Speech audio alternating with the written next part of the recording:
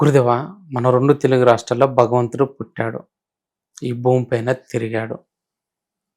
ఎన్నో అవతారాల తర్వాత మళ్ళీ మనం చూసే భగవంతుడు సత్యసాయి బాబా రూపంలో పుట్టారు. ఆ భగవంతుడితో మీరు మాట్లాడారు. ఎలా బాబా వారితో మీ 2 రాష్ట్రాల్లో భగవంతుడు ఉన్నాడు అనటానికి, స్వయంభూలు ఉన్నాడనటానికి అనేక తర్కాణాలున్నాయి.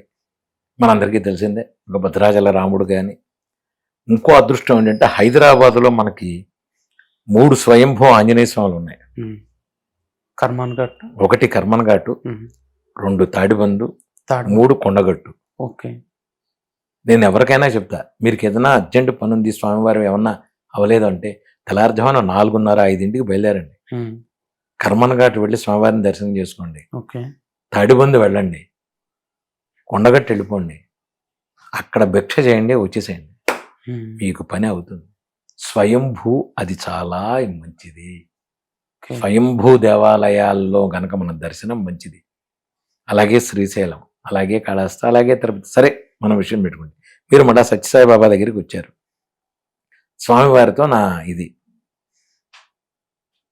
మా అమ్మగారు కల్లో కనబడి ఆవిడ ప్రెగ్నెంట్గా ఉన్నప్పుడు, కడుపుతో ఉన్నప్పుడు, ఈ అబ్బాయి సంగతి నేను చూసుకుంటా అని స్వామివారి కల్లో కనబడి మా అమ్మగారికి చెప్పడం. మేము అప్పటికే సత్యసాయి భక్తులు. చెప్పడం మూలాన మా అమ్మగారు నా పేరు సత్యసాయి అని పేరు పెట్టారు. నేను సత్యసాయి. కాలక్రమేణా ఇప్పుడు ఏంటంటే పరిస్థితుల దృష్ట్యా నేను సత్యసాయిని చూడడం చాలా లేటుగా చూశాను. అంటే పెళ్ళికి ముందే, కానీ లేటుగా.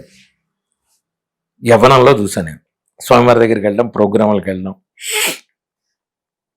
ప్రోగ్రాంకి వెళ్ళినప్పుడు ఏంటంటే మళ్ళీ మళ్ళీ స్వామివారి దగ్గరికి నేను వెళ్ళను అని ఎప్పుడూ మనకి, ఎందుకంటే ఒక ఒక ఒక అద్భుతమైన వ్యక్తిని కలిసినప్పుడు మళ్ళీ ఈ స్వామిది ఎప్పటికీ దొరుకుతుందో అనుకున్నప్పుడు ఏం చేసేవాళ్ళం అంటే,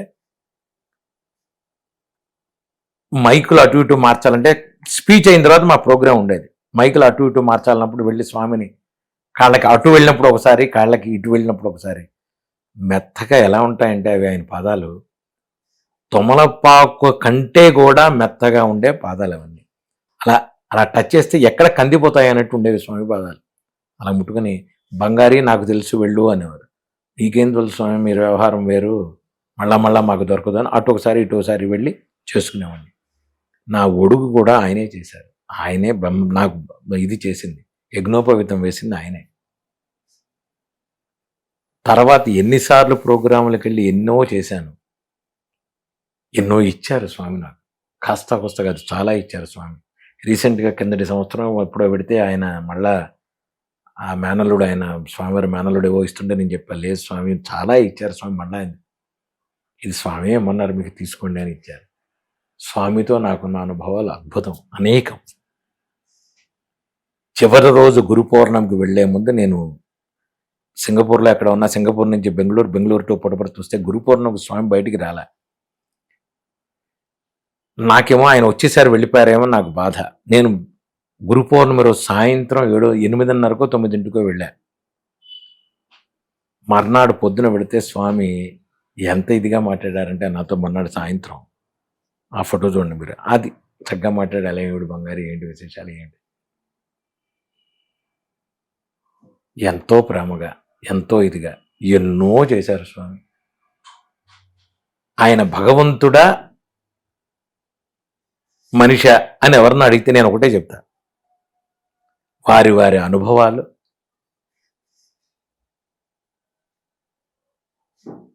వాళ్ళ జరిగిన విశేషాలతో వాళ్ళు ఊహించుకుంటారు. నేనైతే ఒకటే చెప్తా, భగవత్ స్వరూపమే భగవాన్ సత్యసాయి అని. ఎందుకు చెప్తున్నానంటే, ₹1 ఉంటే మనకి పక్కవాడికి ఇవ్వాలంటే, వీడికి ఇవ్వాలా, మనకి కోట్ల రూపాయలు ఉంటాయి, కోట్లు ఉంటే ₹1 పక్కవాడికి ఇవ్వాలంటే మనం ఆలోచిస్తాం. ₹1 వాడు అడిగేది ₹1, వాడు అప్పే అడుగుతాడు. ఏ స్వార్థం లేకుండా స్వామి చేసిన కార్యక్రమాలు ఎవ్వడికీ తెలియవు. విదేశాల్లో కానీ, మన రాష్ట్రాల్లో కానీ, రాయలసీమకి ఆ కరువు ప్రాంతాల్లో నీళ్లు తెచ్చింది సత్యసాయి. ఈ రోజుకి మీరు అక్కడ వాటర్ ట్యాంకులు కానీ నీళ్లు కానీ ప్రభుత్వాల సహకారం సహాయం పక్కన పెడితే, ప్రభుత్వాలు ఎంత చేశాయో పక్కన పెడితే, స్వామి నిస్వార్థంగా ముందుకు వెళ్ళి ఈ రోజుకి ఎక్కడైనా ప్రమాదాలు, ఎక్కడైనా ఏదన్నా చేయాలి అంటే సత్యసాయి సేవ ఆర్గనైజేషన్స్ వచ్చి ముందు నుంచుంటే, బ్లడ్ బ్యాంకులు కానీ తుఫాన్లు కానీ ఏదైనా వస్తాయి, ప్రభుత్వంతో సమానంగా సత్యసాయి ఆర్గనైజేషన్ చేసి వాళ్ళని ముందుకు తీసుకెళ్ళడానికి చేస్తారు. ఒక సత్యసాయి కాదు, ఒక రామకృష్ణ పరమహంస కానీ, ఒక ఇస్కాన్ కానీ అందరూ చేయకడని నేను అంటలేదు. దాంట్లో ముందంజలో చేసే ఆర్గనైజేషన్లో ఫస్ట్ ఉన్నది సత్యసాయి ఆర్గనైజేషన్. ఓకే. ఇది స్వామి వాళ్ళకి నేర్పారు. సేవే ముఖ్యం. సేవ సేవ సేవ, మానవ సేవే మాధవ సేవ. ఇది చెయ్యండి. ఎంతోమంది డాక్టర్లు, ఇప్పుడు మీరు బెంగళూరులో హాస్పిటల్ ఉంది సత్యసాయి ఆర్గనైజేషన్, మీరు వాళ్ళు పర్సు బయట పెట్టి లోపలికి రండి అంటారు. ₹1 తీసుకోరు. సత్యసాయి హాస్పిటల్స్ కానీ మరి ఎంతమందికి, ఎన్ని వేల మంది హార్ట్ ఆపరేషన్లు చేయించుకున్నారు వాళ్ళు ఫ్రీగా. ఎవరికో ఏదో అవగానే ఉట్టిదండి అక్కడ ఏం చేయరండి అంటే, నీ ప్రియారిటీ వేరు, అక్కడ ఉన్న ప్రియారిటీ వేరు. అక్కడ పరిస్థితులను బట్టి వాళ్ళు అందరికీ చక్కగా చేస్తారు. కనుక స్వామితో నాకు అనుభవం గొప్పది. నా పేరు అది పెట్టుకున్నందుకు నేను వీలైనంత వరకు నేను కూడా సేవ చేయాలని కోరుకుంటా తప్ప నేను అంతకంటే ఏమీ